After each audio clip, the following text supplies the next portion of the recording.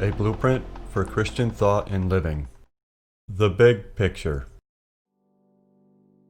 Welcome to our video series that illustrates the big picture of Christian thought and living. We will use the construction of a house as an analogy to explore the overall structure of Christian thought. This house is built in three major phases, and these are the foundation work, the framework, and the finishing work. This first video in the series considers what each of the three divisions contain and how they relate to one another. Future videos in the series will examine the individual components that make up each of the major divisions. Our blueprints are an attempt to only provide a structurally sound design, not an airtight system. And one of our main goals is to connect the dots between Christian thinking and living. Before we move on, we want to mention the chief architect of this study, James A. Fowler. His book entitled House of Christian Contrasts provides a detailed study of these things. These videos are an attempt to illustrate and summarize Fowler's well thought out and practical understanding.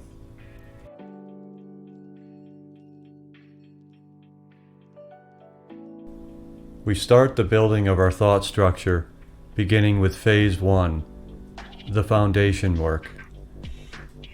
This is a foundation that consists solely of concrete either-or dichotomies, which are absolute opposites. It is a foundation that's comprised of antitheses. These antitheses are basic to all other Christian thought.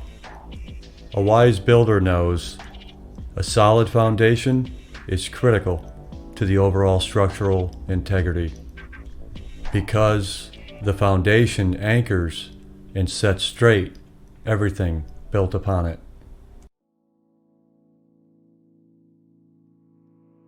One of the primary dichotomies in our foundation of antitheses is the dichotomy of good and evil. This is a true antithesis, an absolute polarity.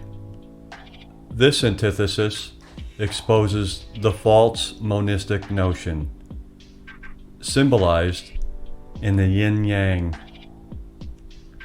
which represents the error that good and evil are fundamentally one, that there is something good in evil, and that there's something evil in good.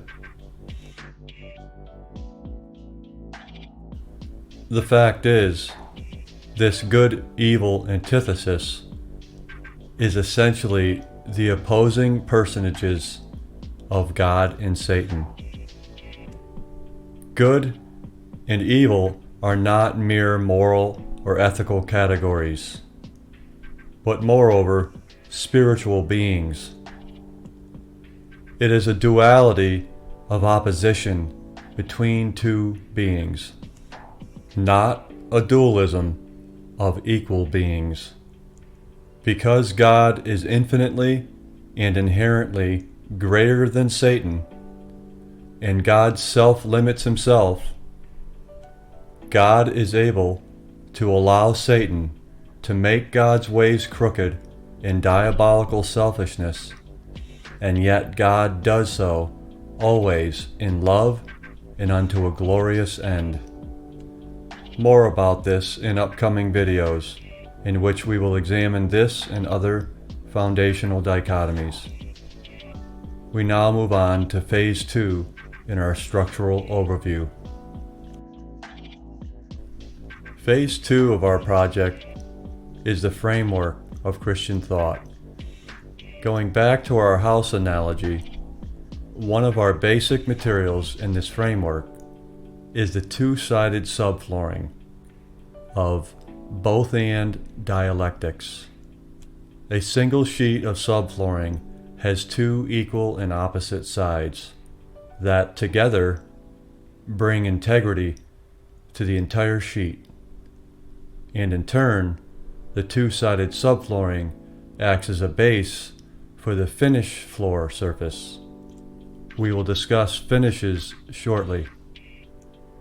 A dialectic consists of two individual theses that are equal and opposite. Unlike our foundational either-or dichotomies that consist of two opposites that are not equal, a both-and dialectic has two opposites that are equal. And to hear only one side of the dialectic results in the failure to grasp a well-balanced tension required to preserve the value of each side, and in turn maintain the overall integrity of the two-sided nature of the sheet. Monophonic means to hear only one side exclusively. Stereophonic means to hear both sides equally. A dialectic is like a pendulum swinging back and forth equally to either side, with God as the pivot point, the dynamic driving the movement between the two sides. We will discuss this further in upcoming videos.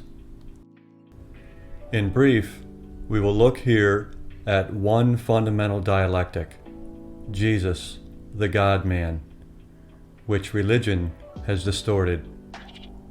This is the ultimate both-and dialectic, the absolute paradox. Jesus is fully God and fully man as the singular God-man, never less than God and never more than man.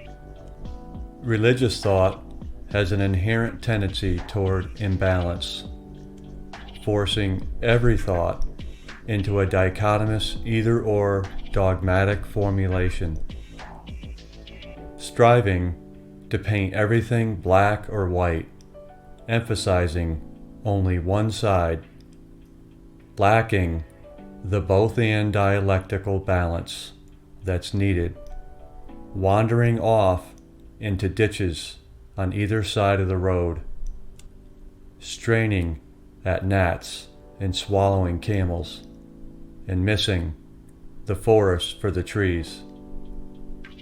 Early Christian thought, contaminated by Gnostic religion, struggled to maintain the dialectics that related to Jesus Christ.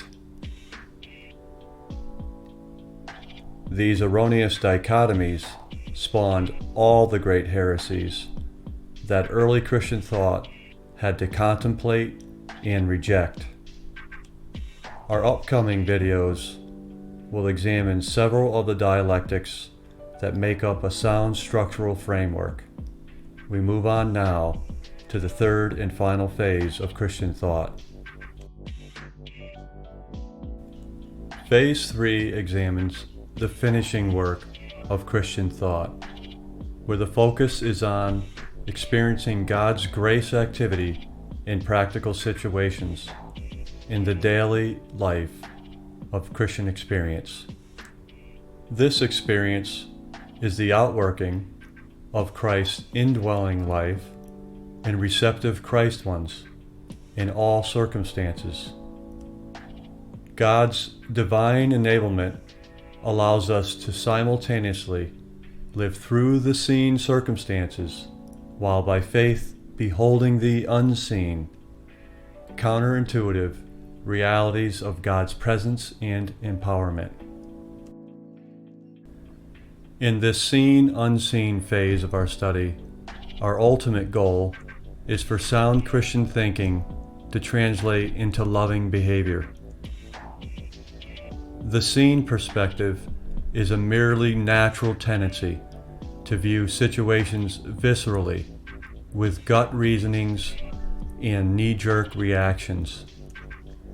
From a seen temporal perspective, we tend to merely react to the visible demands of life, and largely end up riding through life on an emotional roller coaster. In contrast, the unseen is a counterintuitive, spirit-induced perspective of spiritual awareness, an awareness of God's working in and through all circumstances. The unseen is divinely inspired discernment to observe God's grace provision of Himself, so that we might personally realize and experience God in intimate relationship through the receptivity of faith. In sum, the unseen is about being divinely enlightened by the light of an eternal perspective. The contrast between seen and unseen could be thought of this way. The unseen perspective exclaims by faith, "Watch what Jesus does," WWJD, which results in a disposition that joyfully hangs on for the ride, goes along with the flow of God's grace, knows that we can't get it all figured out, and embraces uncertainty, even doubt, as a companion to faith. The seen, religious perspective stands around asking, "What would Jesus do?" WWJD, which results in a disposition that attempts to control and manipulate every situation, strives to get it all figured out, and acts as if the Christian life were a do-it-yourself DIY project, wherein God has allegedly assigned strict instructions to be followed, that we might know how to live without Him, without His imminent presence and grace activity.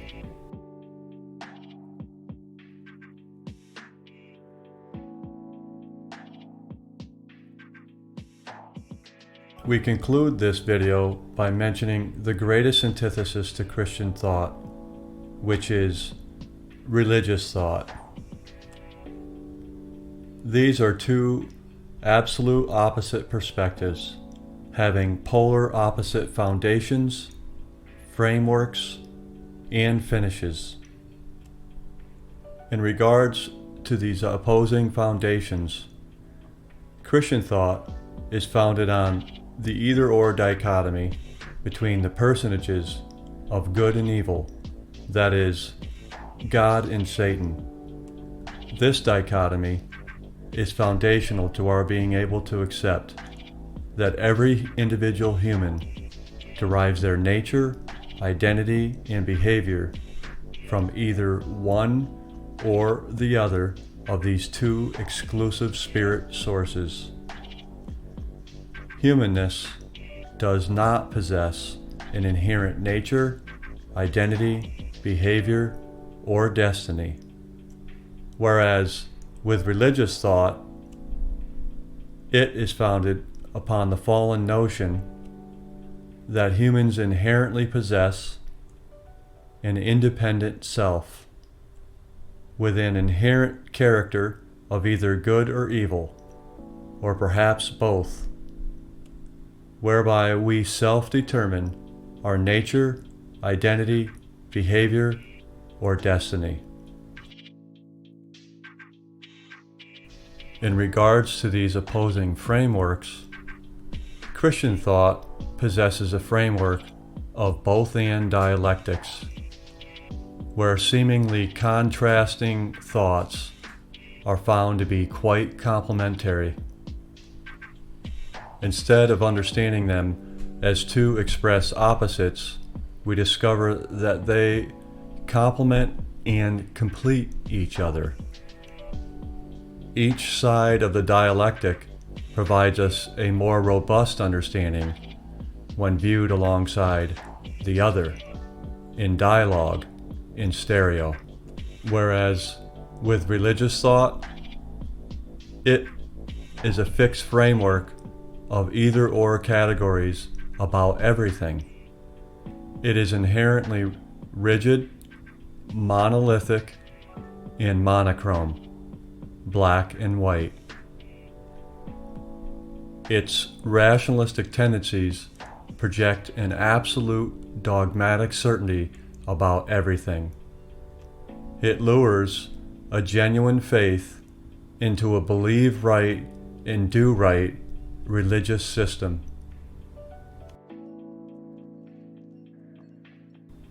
Lastly, we have the opposing finishes. Christian thought has as its goal the finishing work of Christ, wherein the Spirit bears the practical, experiential fruit of God's character in Christian behavior. The Spirit of Christ carries us through the seen to the unseen as we are receptive by faith to God's personal grace activity.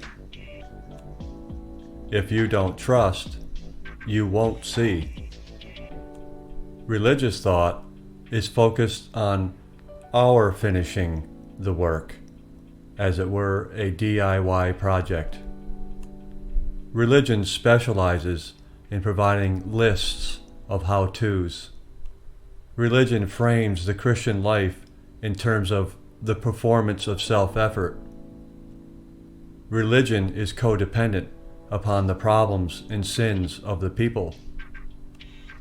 Religion harps on personal commitment and dedication. Religion offers the false hope of our climbing towards maturity. Once religion claims to usher us across a sort of threshold of grace